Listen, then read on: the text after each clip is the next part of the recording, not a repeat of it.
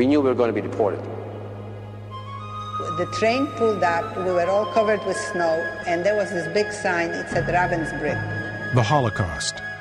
In the sweep of its devastation and the enormity of its cruelty, it has no parallel in modern times.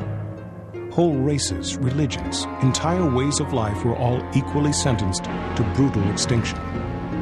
In the history of Western man, there have been few killing fields that so chill the human spirit, fewer words that evoke a greater sense of horror. 50 years later, the Holocaust still reaches out, challenging each of us to ask and answer the question why. So that we will never forget, in 1980, the United States Congress unanimously mandated the creation of the United States Holocaust Memorial Museum and donated land for the site in downtown Washington, D.C. In 1993, the museum was completed, built entirely with private funds. It is a 5-story building dedicated to educating the living and remembering the dead. The museum houses over 36,000 square feet of exhibits, a 20,000-volume library, miles of microfiche, and extensive collections of music, photography, and documentary film.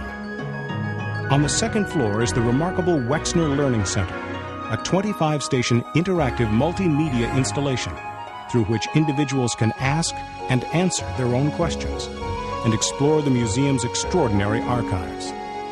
Yechiam Halevi spent 4 years developing the technology and the software necessary for visitors to access this collection. The idea was to try and create an environment that will detach the museum from the physical walls and create a second layer to the information that the museum has to offer. Halevi uses the word floating to describe the way a visitor navigates the system. Floating is the associative process that brings people from one highlighted word to the other. Right now we have about 13,000 highlighted words within the system. And the best way for people to use the system is just touch words, see the media that is associated with these words, and then go to the next word. To create an open-ended database, the team had to find a way to deliver full motion video over a network. Both mainframes and minis were evaluated and rejected before the team discovered the NetFrames super server. Well, in a relative sense, the application here is as demanding as approximately 1,000 users sharing a single system. So we're talking about a very large computing environment. But it was even more unforgiving than that. And the average user, when you hit the key on your PC, can expect some delay in terms of the response from the central system.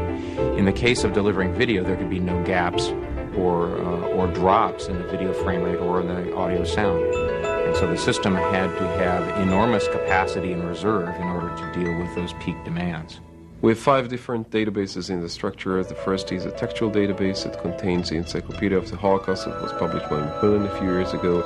It contains the chronology of daily events and covers the years between 1933 and 1949. We have the audio database, and the audio database contains a very unusual collection of music that was either composed during the Holocaust or related to the Holocaust.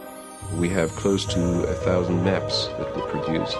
We have about 40,000 photographs, out of which we use about 6,000 in the Learning Center, and we're going to add more into the structure. We have over 30 hours of compressed video that consists of oral histories and documentary films. The whole ghetto was designed, actually, to starve the people out. We could not move. We couldn't do anything because we were told that if the people downstairs would find out that we were upstairs, we'd be killed. Now, I want to tell you about the thing, the gas chamber. It's not the first time that this kind of information is used in multimedia projects, but it's the first time that this kind of information is delivered over a network. Another key concern was reliability. Well, this museum has an enormous number of people coming in each day, and the system is highly visible, so it has to be continuously available. If there was any downtime, any problem with the system, that would be incredibly visible to the public. This kind of reliability is really showcased in this application. 15 more stations are being added to support the growing visitor demand. and the databases are constantly being expanded. In fact, every time you watch the screen in the Learning Center, you might find different information because information is being added all the time. It's open-ended, it's unlimited in its capacity, and we have the foundation to something that can be built in the future. Well, there are several parallels to the traditional business customer in that reliability is very important. There's scalability issues so that they can add new material as time goes on, and of course the ability to run standard shrink-wrap software. So we have the benefit of using a standard off-the-shelf PC network, but having to deal only with one box within the structure made our life much easier because it provided us with a way to do it in a very nice environment. This is not a science museum, it's a Holocaust museum. We wanted the system to be as transparent as possible. For their technical accomplishment using NetFrameSystems, the United States Holocaust Memorial Museum was awarded the Arts, Entertainment, and Media Award by Computer World and the Smithsonian Museum. The award is presented to those who make positive contributions to society through the visionary use of information technology. The application at the Holocaust Museum is a brief glimpse into the future of information delivery.